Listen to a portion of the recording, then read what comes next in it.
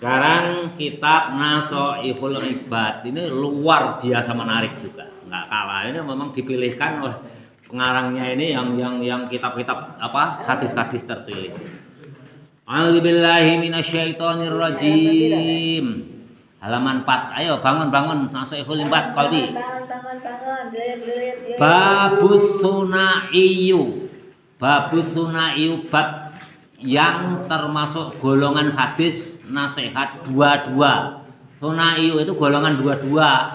Bukan kampanye Prabowo ya, telah selesai. Kalian tahu nggak yang udah terpilih siapa presiden? Prabowo. Itu menurut hitung KPU juga udah Prabowo ya, udah 60% masuk ya, hitung cepat Prabowo. Ya kita doakan menjadi pemimpin kita yang terbaik. Karena setiap pemimpin yang dikirimkan kepada kita itu sudah pasti dipilihkan oleh Allah yang terbaik dengan keadaan kita sekarang.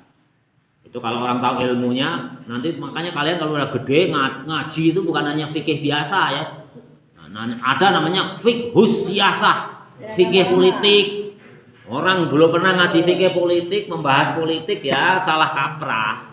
Tapi menangnya nek urip ya. Ya nggak apa-apa ya, itulah jalannya, ya itulah. Siapapun kita udah diberikan contoh Qabil sama Habil itu udah urip ya. Udah licik, apa kurang jelas? Gitu. Apa kurang jelas? Contohnya siapa Qabil dan Habil, umat baru 4 aja udah ada yang licik kan? Ya, apalagi sekarang udah berapa ratus juta. Apa kurang jelas? Sabar. Memang di Quran Bapak tahu, ayatnya juga tahu, menafsiri pun bisa. Nanti suatu saat kita itu dipimpin oleh khalifah yang benar-benar orang Islam, yang memperjuangkan Islam, yang memimpin Islam, tapi sabar. Sabar. Hadis Nabi itu dikeluarkan zaman Nabi masih hidup, itu terlaksana, itu namanya Konstantinopel itu akan ditaklukkan. Itu Nabi udah berbicara, udah bersabda. Zaman khalifah siapa Konstantinopel itu bisa ditaklukkan? Siapa? Al-Fatih. Berapa ratus tahun kemudian? Wah, kurang lebih kan 200 atau 3 lebih ya, ratusan tahun. Itu sabda Nabi waktu di perang Khandaq. Baru zaman Al-Fatih bisa ditaklukkan. Lama sekali jaraknya ratusan tahun. Sabar gitu. Nah, orang ngajinya, kalau Bapak bilang ngajinya belum tuntas, ya gitu itu. Di Indonesia itu yang ngajinya tuntas nggak akan ada lebih dari 0,5%. Nggak ada yang sekarang fikih siyasah siapa? Fikih politik itu ada. Pernah ngaji belum? Kalau belum pernah ngaji ya jangan terlalu keras-keras bicara politik. Nah, sewajarnya aja. Kalau Bapak udah walaupun belum punya kitabnya mendengarkan secara tuntas itu udah. Termasuk yaitu salah satunya sabda Nabi di perang Khandaq. Nah, itu ada kan batu yang besar yang dia bisa diangkat. Nah, itu batu itu dipukul dengan besi yang besar, nggak pecah, wah, sinarnya oleh Nabi kelihatan sampai Konstantinopel. Ya, Umar, nanti Konstantinopel suatu saat akan ditaklukkan oleh Islam. Ratusan tahun kemudian Allah berfirman nanti kita itu akan dipimpin oleh khalifah Islam. Orang Islam yang nggak tahu kapan, entah 100 tahun, 200 tahun, 1000 tahun, bahwa alam bisawab. Tapi tanda-tandanya ada. Kalau kalian pengen ngerti tanda-tandanya ada, nanti baca kitab Fiqhus Siyasah. Pak Fakih bisa baca? Bisa. Pernah ngaji? Pernah. Kitabnya punya? Enggak. Tapi bisa. Gitu. Itu Fiqhus Siyasah. Orang tua ini satu aja, ciri-cirinya Bapak bongkar ya satu. Kenapa belum diizinkan? Antara yang anti tahlil, yang dengan orang melaksanakan tahlil, seumur dunia tidak akan bisa menjadi akur. Itulah, udah ada yang dangkal, itu paling dangkal. Orang yang senang tahlil dengan yang anti tahlil, seumur dunia ini pun tidak akan bisa akur. Nah nanti kapan akurnya? Ya nanti khalifah menjelang turunnya khalifah yang sesuai di Al-Quran. Udah itu aja, banyak ciri-cirinya. Jelas ya? Jelas. Ini hati ini ke politik yang apa-apa untuk wawasan kalian lah. Jadi jangan kuper ya, inilah politik. Kalau Bapak kemarin nyoblos enggak? Enggak. Oh, enggak nyoblos. Enggak nyoblos. Karena tahu ilmunya ya. Tapi Anak-anak bapak, tetangga bapak perintahkan, ayo nyoblos. Kalau nggak nyoblos itu nggak benar. Demokrasi yang benar itu bagaimana? Ya harus nyoblos. Tapi kenapa Pak nggak nyoblos? Ya nggak apa-apa. Itulah namanya fiqhus siyasah. Bukan jargoni bisa ngajarkan nggak bisa menjalani, bukan. Itu orang gitu itu yang biasa ngomong gitu itu ilmunya masih terbatas. Gitu ya. Kalau udah mumpuni ya paling nggak kayak bapak lah. Ya lumayan itu pinter sih enggak. Lumayan gitu kan. A'udzubillahi minasyaitonirrajim. Bismillahirrahmanirrahim. Babus sunaiyu. Ini bab yang menerangkan hadis tergolong dua-dua. Ini sunaiyu. Sunaiyu. Dua-dua. Wa fihi dan di dalam hadis salasuna ada 30 mau'izatan nasihat. Semua kita mau'izah ya, enggak ada tausiah itu enggak ada. Itu salah kaprah ya, nggak apa-apa sih dipakai, hanya salah kaprah. Wasiat itu hanya untuk orang yang mau mati atau orang yang sedang khutbah, hanya udah itu aja. Semuanya pakai kata-kata mau'izah. Nah, itu biasanya digunakan kubu sebelah itu tausiah.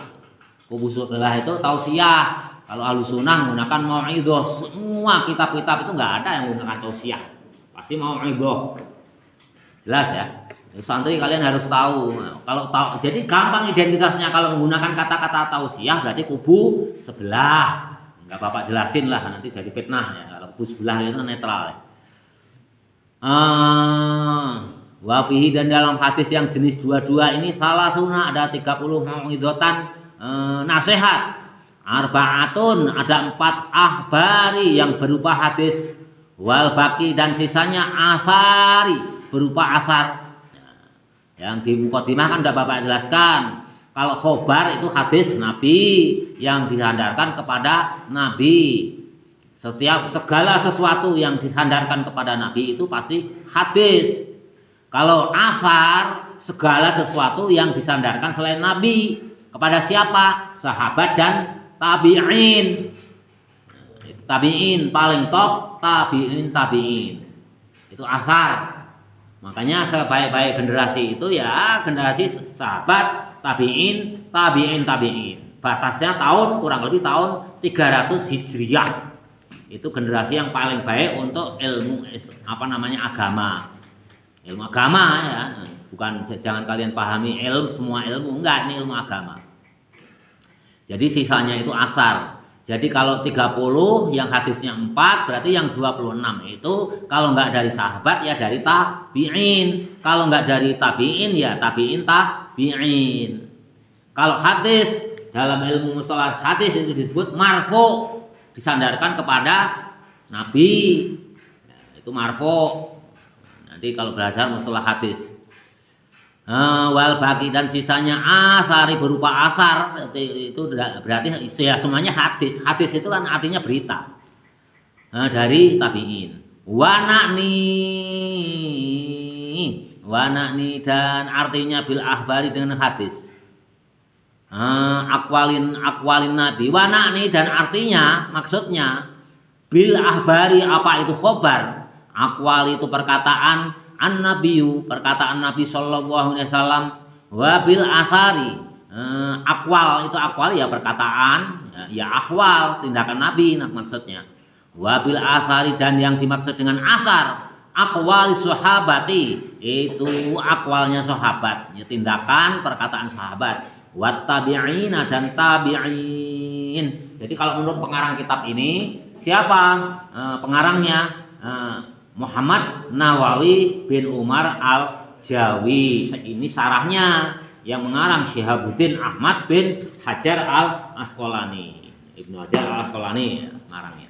Yang menyarai Imam Nawawi, luar biasa ulama kita itu nggak kalah sama orang Arab. Jadi kalau akhbari perkataan Nabi, kalau asar itu sahabat. Kalau menurut Imam Nawawi itu hanya tabi'in. Tabi'in nggak termasuk ya. Sahabat dan tabi'in. Wat tabi'in itu asar. Sahabat dan tabi'in itu asar. Faminhu maka dari asar dan hadis yang dua-dua tadi, babu sunaiyu tadi, maksudnya fal maqalatul ula, Adapun yang makalah yang pertama minal munabihati, dari peringatan. Di mukadimah itu kan ada munabih. Minal munabihati, dari peringatan untuk menghadapi hari akhir ya. Atsunaiyati yang jenis 2. Mahadis ruwiyah yang diriwayatkan. Anin Nabi, dari Nabi sallallahu alaihi wasallam annahu qala. Nah, ini sudah makalah pertama. Ini masuk kitab Nashaikhul Ibad. Ini kelas berat hadisnya. Harusnya kalau udah aliyah ini. Harusnya udah aliyah atau paling enggak 3 SMP ya, kelas 1 itu belum. Ini hadisnya ini berat-berat, tapi ya nggak apa-apa sih. Annahu, sesungguhnya Nabi qala, bersabda Nabi, khoslatani, 2 perkara.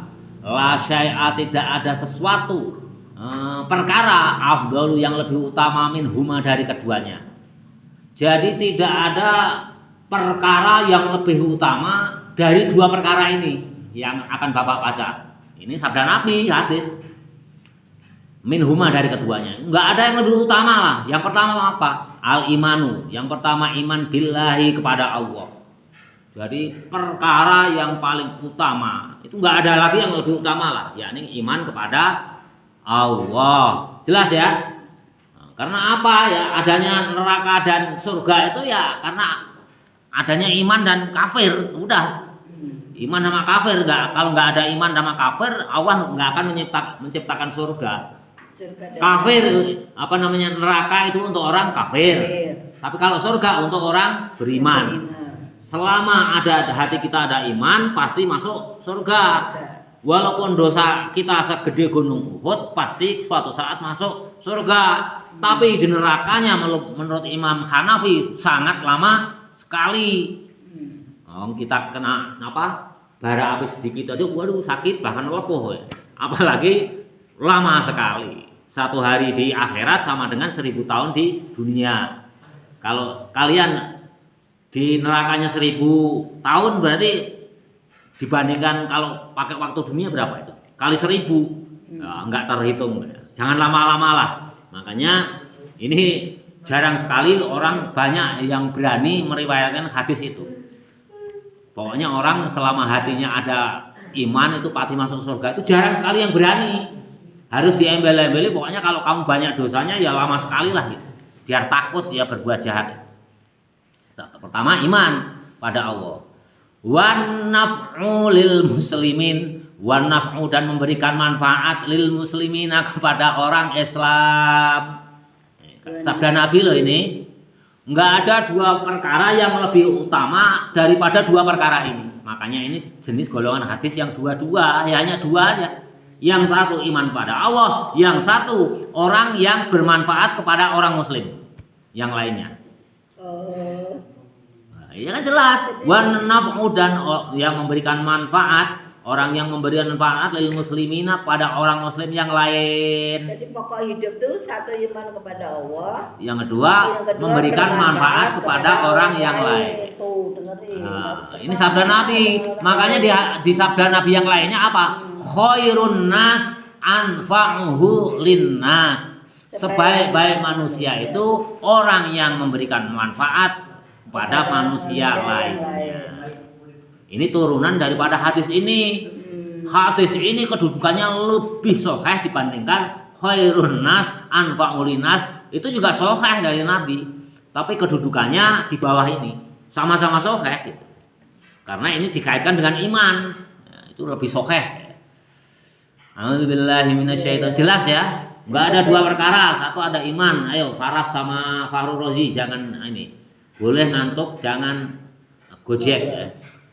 Pertama iman, kedua kalian memberikan manfaat kepada orang lain. Bil makoli, dengan perkataan. Memberikan manfaat itu apa sih? Kalau iman kan jelas ya, nggak usah dijelaskan. Tapi kalau memberikan manfaat ya kan kepada orang muslim, nah ini oleh Imam Nawawi Al-Bantani dijelaskan. Bil makoli, dengan perkataan. Dengan perkataan. Siapa ini yang dengan perkataan? Guru, ulama, kiai, itu dengan perkataan. Atau kalian ada orang berbuat salah dengan nasihat. Itu dengan perkataan. Disarekan Bu Haji. Ya, itu memang sudah tugasnya. Menurut Imam Nawawi ya, kalau kalian membantah Imam Nawawi ya jangan harap masuk surga dengan segera, terlambat nanti. Sama dengan Imam Nawawi itu gurunya guru di Hadramaut, Mekah, Madinah, Maroko sampai Sudan, Ethiopia sana. Kalau Indonesia udah jelas ya, aslinya orang Indonesia, Asia itu nggak usah disebutin lah. Nah, orang Indonesia. Itu Bil Macaulay dengan perkataan siapa yang termasuk guru. Tentunya maksud daripada Imam Nawawi Al-Bantani di sini tentunya al-ulama. Kalau hanya guru-guru biasa ya enggak lah ya. Ini artinya ya dengan nasihat agama. Yang kedua apa? Au bil jahi atau dengan pangkat. Nah, di taklim udah jelas ya. Dengan apa? Dengan pangkat. Pangkat. Makanya kalian nanti cari pangkat kalau udah lulus di sini dengan pangkat. Ya, terserah kalian apakah jabatan di pemerintahan atau jabatan di swasta atau jabatan dengan harta, ya harta nanti terpisah nanti ya. Jabatan di mana-mana. Ini mah jadi RT ya. Kenapa itu dianjurkan orang Islam itu merebut pangkat? Nah, itu udah jelas ya. Hadis ada, Bapak tahu, makanya fikih siasah, fikih politik itu diambil dari hadis. Di hadis ada nggak? Ada di sini.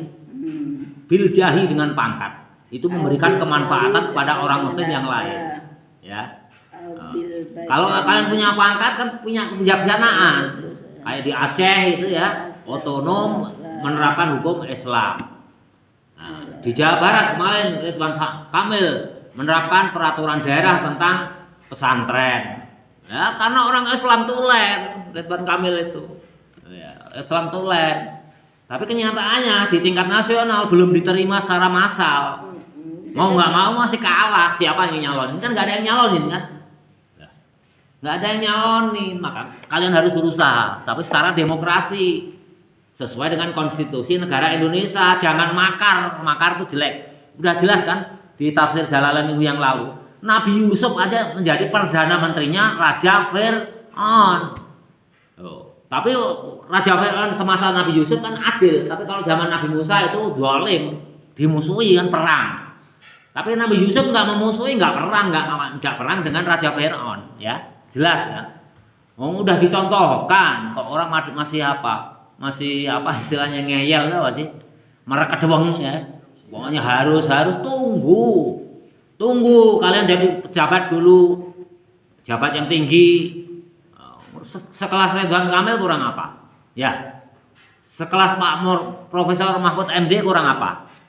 Sekelas Pak Anies Baswedan kurang apa? Bapak nggak mengingkari, tapi ini sudah terbaik. Sekarang itu terbaik, ya terbaik. Nah itulah Prabowo dengan Gibran sudah dipilihkan. Geopolitik, bicara geopolitik. Kalau seandainya yang jadi nanti selain itu, yang lainnya ya wallahu alam. Tapi analisa Bapak, yang tahu politik pertahanan keamanan siapa? Sekarang musimnya musim perang. Nah, di Indonesia, di Pasifik udah ada AUKUS. Ya. Australia, India, Jepang membuat perjanjian angkatan perang yang luar biasa. Apa nggak terancam? Indonesia terancam. Yang tahu itu siapa? Ya tentu yang dari tentara. Kalau Bapak mengikuti karena ngaji siasah walaupun nggak terjun ke politik itu pintar kalau diajak bicara politik, hanya nggak mau aja. Ya itu ada AUKUS itu. Sekarang di Laut Natuna siapa? Cina mengklaim dengan garis yang tidak terputus itu. Itu keturunan dari nenek moyangnya yang mengklaim Natuna Utara bagian daripada Laut Pasifik itu milik Cina. Nah, makanya sekarang pintar Pak Prabowo itu pertahanan kerahkan ke sana semua, diperkuat di sana. Kalau sampai direbut dengan Cina, negara bisa hancur Indonesia ini. Tapi ya nggak tahu kan, itu kan hanya analisa, bisa benar bisa salah analisa Bapak. Tapi kalau kepemimpinan itu udah jelas, Bapak udah pasti benar. Salah satunya ini bil jahi dengan kepangkatan. Berapa banyak orang Islam yang sudah mempunyai kekuatan dengan pangkat? Berikutnya, au bil mali atau dengan harta. Berapa banyak sih orang Islam yang kaya raya? Konglomerat di Indonesia berapa? Seluruh Indonesia dikuasai oleh 9 naga. Konon itu Bapak juga nggak tahu. 9 naga itu apa juga wallahu alam. Ya 9 naga itu artinya ya oleh 9 keturunan. Orang keturunan itu apa ya? Orang Cina, Orang Cina semua, 10 besar orang terkaya di Indonesia itu ya orang Cina. Dulu terselap satu, Khairul Tanjung itu satu. Sekarang udah terlempar dari 10 besar lagi. Di kitab ada hadis, ini hadis. Sekali lagi pangkat, berapa banyak? Kedua, harta, kalau pangkatannya nggak cukup harta, bil mali. Berapa banyak? Nah, hartanya orang Indonesia aja masih miskin-miskin kok. Ada orang kaya dari korupsi. Susah kita gimana mau merebut kekuasaan dengan sesuai konstitusi. Ini hadis Nabi ini hadis Nabi ini. Kalau yang keras-keras itu tolong bicarakan ini hadis Nabi. Satu kepangkatan, nggak cukup pangkat dengan bil mali dengan harta. Yang menguasai perekonomian di Indonesia masih orang keturunan. Bukannya kita benci, kita larang benci. Beliau juga makhluk Allah, dia makhluk Allah. Orang yang benci makhluk Allah finnar, nggak boleh. Selama dia adil, kita wajib taat. Jadi pemimpin pun kita wajib taat. Contohnya siapa? Fir'aun zaman Nabi Yusuf. Nabi Yusuf menjadi perdana menterinya. Apalagi aubil badani atau dengan badan. Nah, berani perang enggak? Coba kalau seandainya kita perang dengan badan, bisa nggak merebut kekuasaan? Kira-kira kerebut nggak? Kalian jawab jujur. Nggak mungkin lah. Ya, nggak mungkin kita nggak punya senjata. Yang punya senjata TNI, tentara ya. Di samping itu kan ada konstitusi kita. Mau merebut boleh, tapi dengan konstitusi. Kuasai dulu parlemen. Partai Islam aja P3 empot-empotan, entah masuk atau enggak. Baru 4%. Partai Islam aja bentrok terus, Bapak mengikuti. Tahun 55 Masumi, bentrok, NU keluar berdiri sendiri. Ada Perti, ada apalagi PSII. Ya. Fusi menjadi Muhammadiyah, berebut kekuasaan, mayoritas NU yang menguasai dari muslimin. Akhirnya orang NU marah, dirikanlah PKB. Tahu Bapak? Nggak bisa, belum waktunya. Karena harta belum ada, kedudukan belum ada. Apalagi badan, fisik.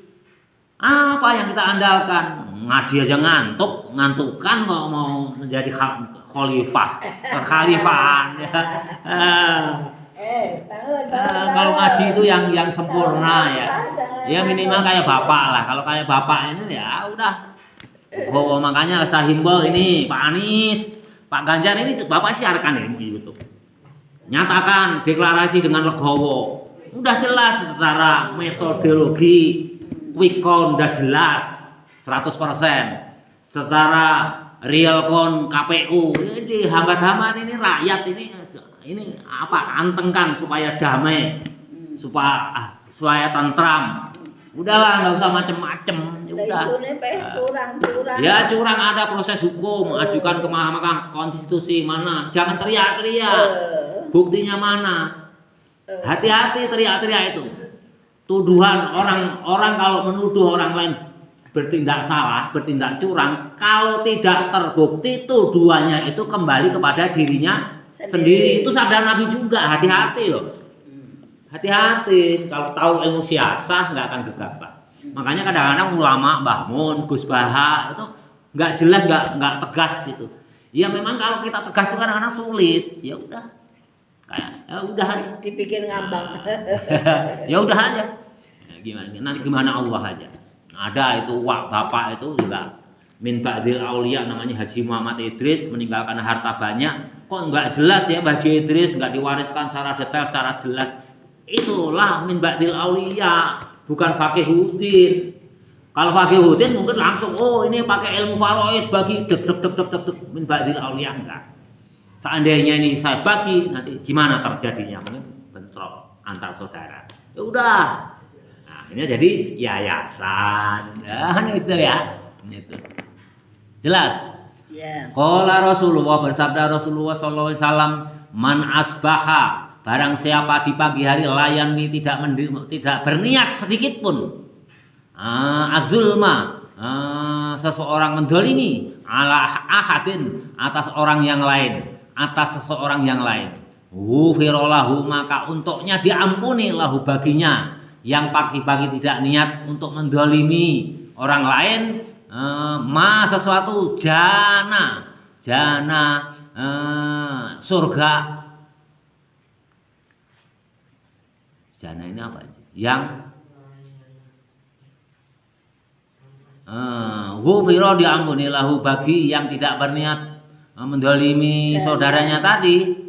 Majana yang Orang majania loh.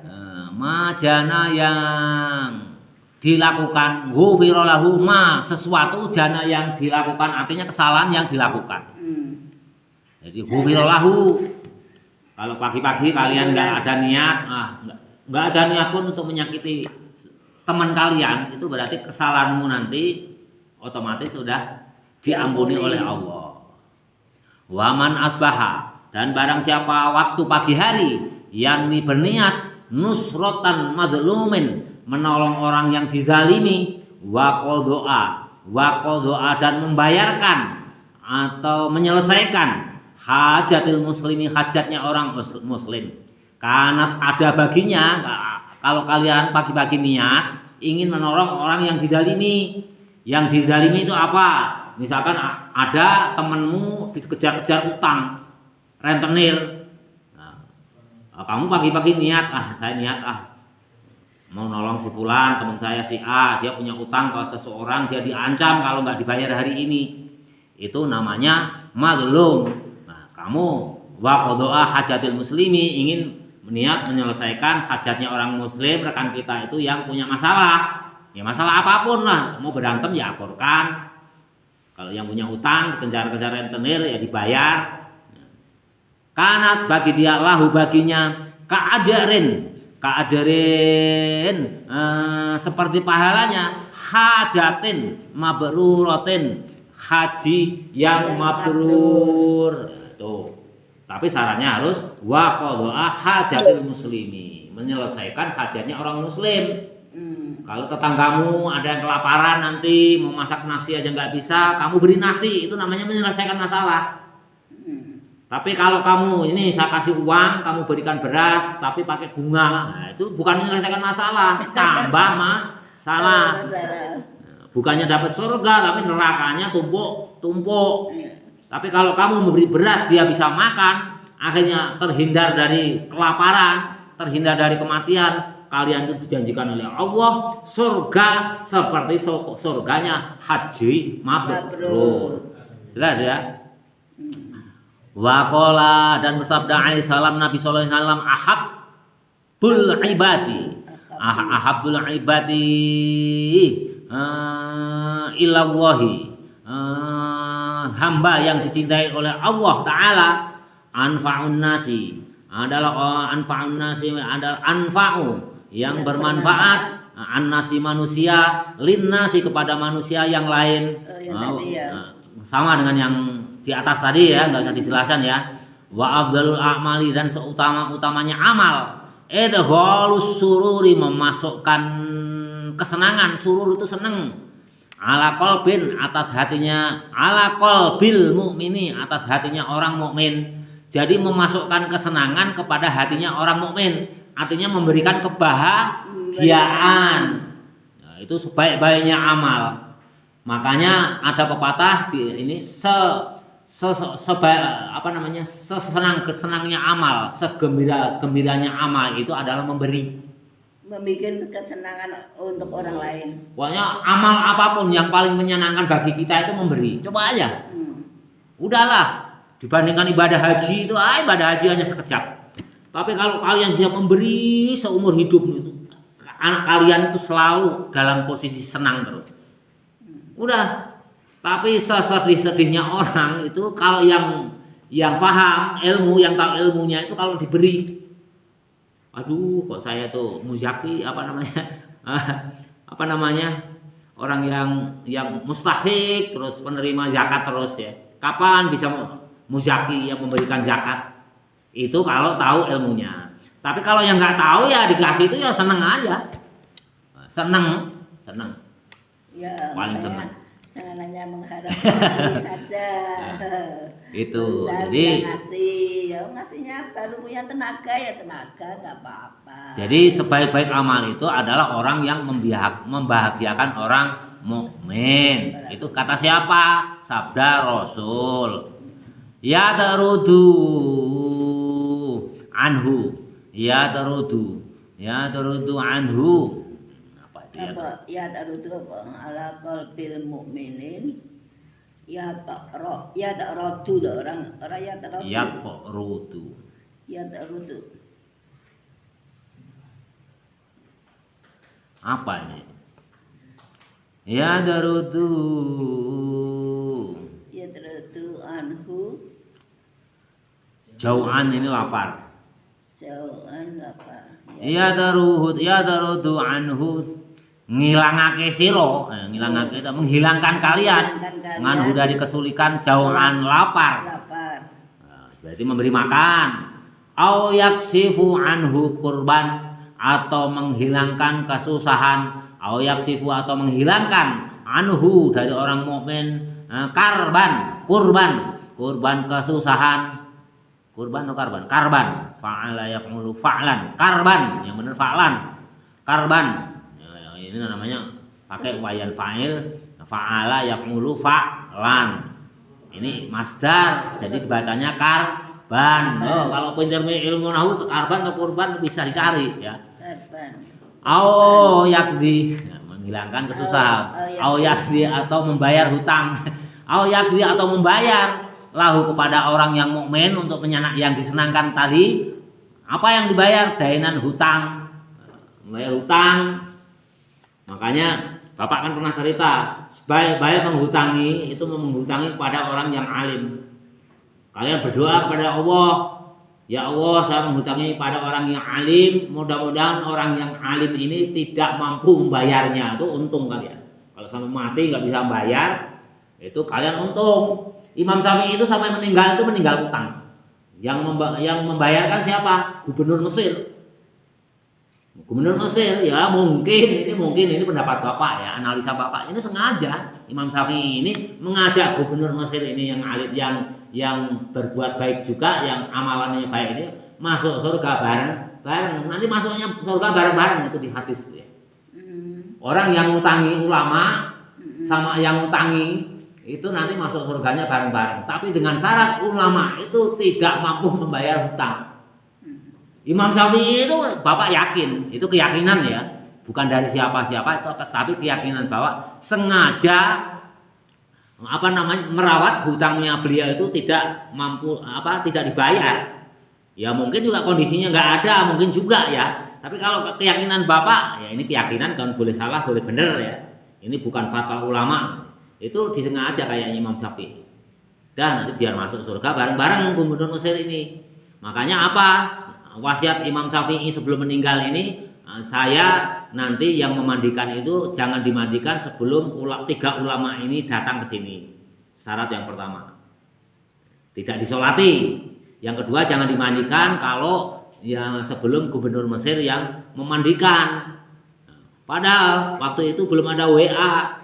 Itu perjalanannya itu kalau naik kuda itu kurang lebih 8 jam. Tapi Imam Syafi'i udah bisa memberi kabar itu 3 ulama itu. Kan pesan keluarganya gimana? Saya jangan disolatkan sebelum imam 3 ini datang. Ya pas mau disolatkan kok bingungan ini gimana, ini udah lama. Nah, tiba-tiba udah pada bingung, udah ada yang mau menuju imam sholat, 3 ulama ini datang. Kapan WA-nya Imam Syafi'i? 3 ini berbeda tempatnya. Datang bareng baru disolatkan. Jangan kau mandikan sebelum Gubernur Mesir menengokku ya, karena memang punya utang ke gubernur dan ke orang lain. Akhirnya yang membayarkan itu ya Gubernur Mesir itu. Jelas ya. Nah, makanya di hadis ini ada bayar hutang itu luar biasa. Tidak ada yang lebih utama ini. Dan sing diutangi memang niat ra bayar. Dia niatnya bukan nggak bayar, ngajak masuk surga bareng-bareng. Imam Syafi'i itu bukan yang nggak bayar, nggak dibayar, ngajak masuk surga bareng-bareng. Tapi nek zaman saya kan pada ulama pada ulama. Beli motor. Nah, ini ada turunannya. Gus Baha itu memfatwakan. Ini bisa kita terapkan kalau kita ngutangi ulama yang kira-kira, carilah ulama yang kecil, yang kira-kira kita ngutanginya juga nggak terlalu besar, tapi ulama itu nggak bisa bayar kan gitu. Jelas ya. Misalkan kalian ngutangi ke bapak 20 juta aja, nanti bapak nggak bisa bayar, itu untung itu kalian. Yang untung itu bukan bapak, kalian ini kalau hadis ini. Apa juga yang terjadi pada diri Imam Syafi'i. Jangan nyari yang ngutangin ulama yang 200 juta tapi bisa bayar, rugi kalian. Begitu mati dibayar keluarganya, rugi. Tapi kalau yang nggak bisa bayar, kegedean sayang ngutangin 200 juta, makanya cari yang kecil, ini kata Gus Baha. A'udzubillahi minasyaitonirrajim. Mana tadi? Dainan ya. Au yaqdi lahu, au yaqdi atau membayarkan lahu kepada orang mukmin tadi yang diberikan kebahagiaan, dainan hutangnya, membayar hutangnya maksud. Wa khoslatani dan dua perkara. Ini makanya bab 22 itu hanya dua perkara. Wa khoslatani dua perkara la syai'a. Ahbatu, la syai'a tidak ada sesuatu pun ahbatu yang lebih menjijikkan, anjaso atau lebih najis min huma dari keduanya. Apa itu yang tidak ada yang lebih menjijikkan atau lebih najis? Asyirku, syirik billahi pada Allah, nggak usah dijelaskan. Wadurru, dan orang yang membahayakan bil muslimina kepada orang Islam, fi abdanihim kepada badan-badannya orang Islam, au amwalihim kepada hartanya orang Islam, fa innama jami'a, maka sesungguhnya semuanya awamirillahi, perintah Allah Ta'ala, tarji'u kembali ila khoslataini kepada dua perkara, at-ta'zimu yang mulia, at-ta'zimu yang memuliakan, lillahi ta'ala kepada Allah Ta'ala. Jelas ya, barang yang najis yang apa itu apa? Yang tidak ada melebihi najisnya, jijiknya. Yang pertama adalah menyekutukan Allah. Yang kedua apa? Saudara Rasul, yang orang yang muslim yang membahayakan kepada orang Islam lainnya. Orang muslim yang membahayakan.